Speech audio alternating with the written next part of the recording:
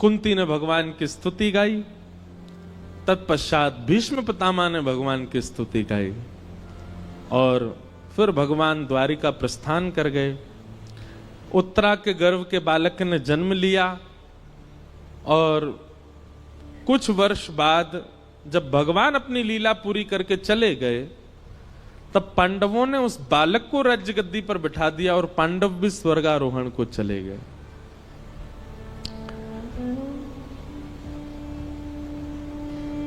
परीक्षित धीरे धीरे बड़े हुए, उनका विवाह हुआ, जन्मेजय आदि पुत्र हुए।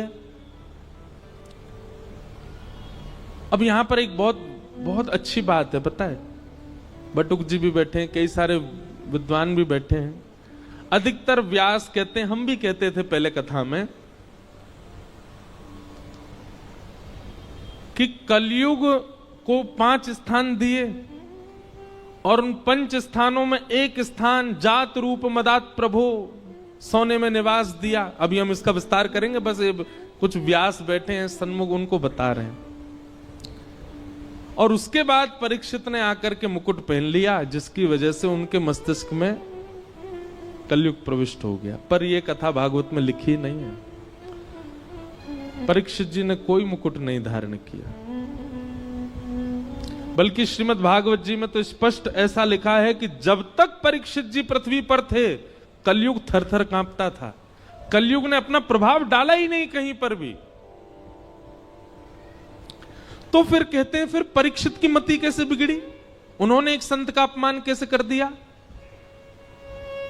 तो यहां भाव बताया गया, क्षुधा, भूख। इतनी भूख लगी थी उनको, इतनी प्यास लगी थी कि भोजन और प्यास का मारा व्यक्ति कुछ भी कर सकता है। इसलिए व्यक्ति को अत्यंत भूखा भी नहीं रहना चाहिए, क्योंकि अत्यंत भूख जो होती है कलयुग उस पर भी प्रभाव डाल करके उससे गलत करवा देता है।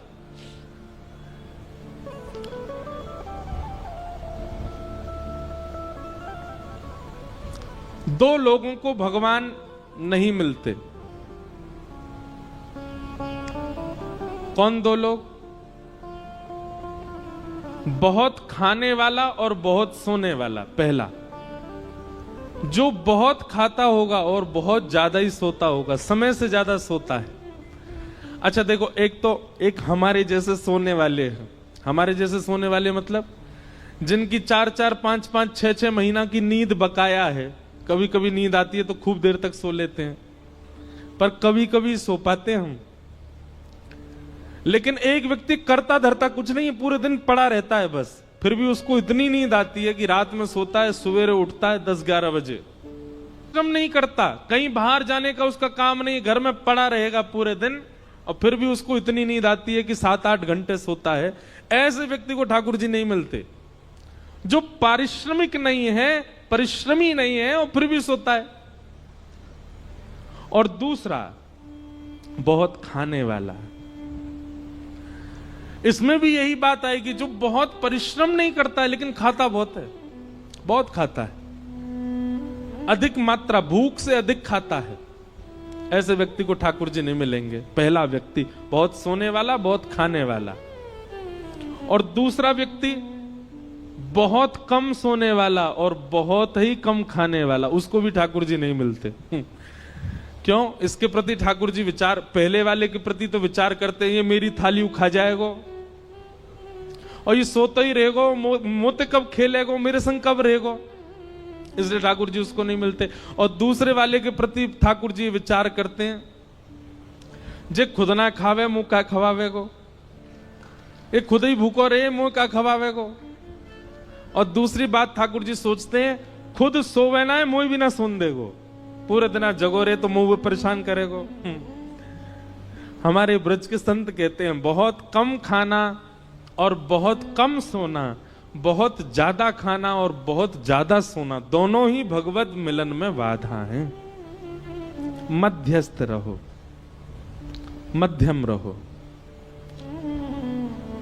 अब आप कहोगे ये मध्यस्थ कैसे पता चले, मध्यम कैसे पता चले? निद्रा कैसी हो? इतनी निद्रा हो जाए कि पूरे दिन फिर भले ही लेटने को भी ना मिले तो भी काम चल जाए। इतनी निद्रा लेने वाला व्यक्ति और पूरे दिन फिर परिश्रम कर सके, ठाकुर जी से मिलने के लिए परिपक्व है। और इतना भोजन करे कि उससे आलस्य ना आवे, ऐसा व्यक्ति भी ठाकुर जी से मिलने के लिए परिपक्व है। अपच ना हो, इतना भोजन करे बस, ऐसा व्यक्ति भी ठाकुर। और भैया कछु तो खुद भी अपने आप भी समझ जाया करो, जीवन में कितना सोना चाहिए, कितना खाना चाहिए, इसका थोड़ी व्यवस्था बनाओ और उस अनुसार ठाकुर जी के मिलन के लिए चलो। तो परीक्षित जी महाराज एक दिन विचरण कर रहे थे और विचरण करते हुए उनको कलयुग मिला, जो कि वृषभ यानी कि धर्म के 3 पैर काट चुका था, चौथा पैर काट रहा था। धर्म के 4 चरण हैं, सत्य, दान, दया और पवित्रता। कलयुग में केवल एक पैर बचा है धर्म का, वो है सत्य। दान, दया और पवित्रता तो खत्म हो चुके हैं। कलयुग में दान नहीं करता व्यक्ति, दिखावा करता है। कलयुग में दया नहीं करता व्यक्ति, एहसान करता है। कलयुग में पवित्र नहीं रहता व्यक्ति, केवल पवित्रता का आडंबर करता है। थोड़ा बहुत यदि बचा है तो सत्य बचा है। सत्य भी बोलता नहीं है, सुनने के लिए सत्य चाहिए। दूसरे से भले ही झूठ बोले पर अपने लिए उसको सत्य चाहिए, इतना सत्य बचा है बस। और कलयुग उस चौथे पैर को भी काट रहा है, सत्य को। तभी परीक्षित जी महाराज पहुंच गए, कलयुग को पकड़ लिया, जान से मारने लगे, चरणों में गिर गया, महाराज मुझे स्थान दे दीजिए। तब 4 स्थान प्रदान किए, द्यूतम, पानम, स्त्रिय, सोना, ये 4 स्थान पहले प्रदान किए। जुआ, मदिरा पान, भक्ष भक्ष सेवन, पर स्त्री पर पुरुष गमन और हिंसा, लड़ाई झगड़ा, कलेश, इसमें कलयुग का निवास। कलयुग ने पुनश्च याचना की, बोले कि महाराज मेरा परिवार बड़ा है, एक स्थान और दे दो। तो उसको जात रूप मदात प्रभो, अनीति से कमाया गया धन, 5वां स्थान प्रदान किया। इन 5 स्थानों पर बहुत सावधान रहा कीजिए। कभी भी जुआ में नहीं खेलना है। जुआ का मतलब क्या होता है? धन को दांव पर नहीं लगाना है। यह शर्त लगाना भी एक प्रकार का जुआ है, नहीं लगाया कीजिए। भैया सीधी बात है, किसी की पत्नी को दांव पर लगा दोगे, पति छोड़ेगा आपको? और वो भी पति कौन है? जगत नियंता, जगदाधार, जगदीश्वर, त्रिलोकीनाथ, उनकी पत्नी है लक्ष्मी। आप लक्ष्मी को दांव पे लगा दोगे, नारायण प्रसन्न रहेंगे आपसे। भागवत जी में वर्णन है कि जुआ खेलने वाला व्यक्ति लक्ष्मी को असद स्थान पर प्रयोग करने वाले व्यक्ति से पंचदेव सदैव नाराज रहते हैं।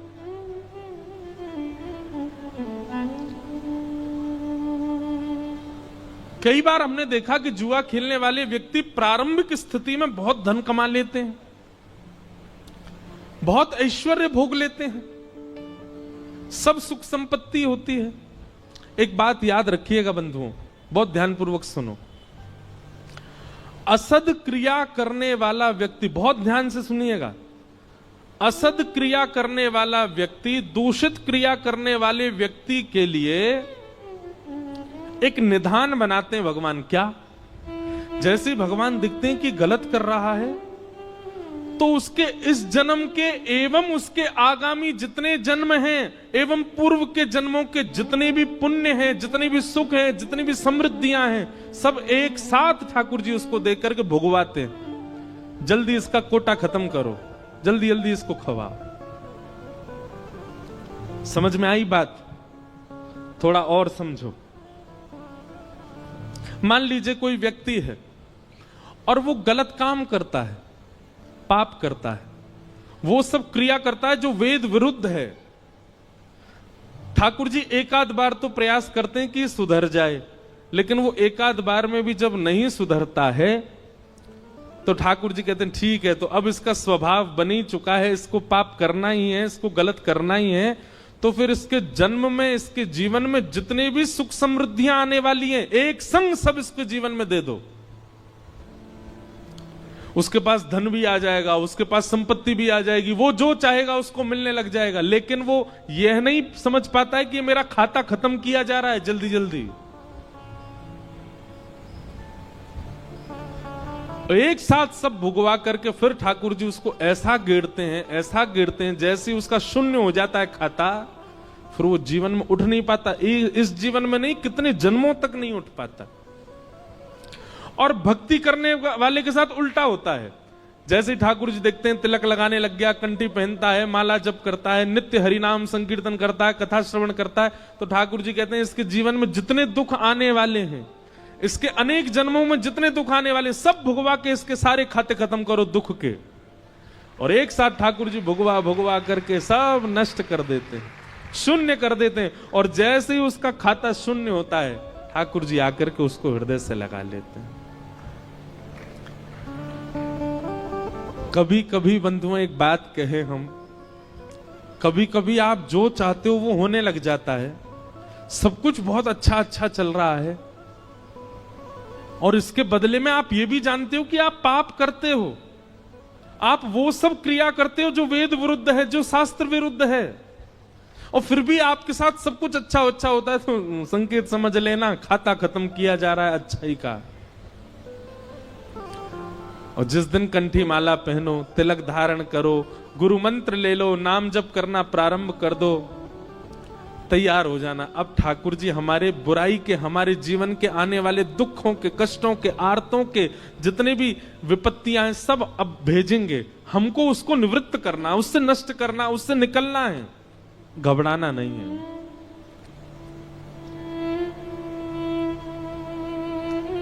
क्योंकि कई बार लोग मिलने आते तो मुझसे कहते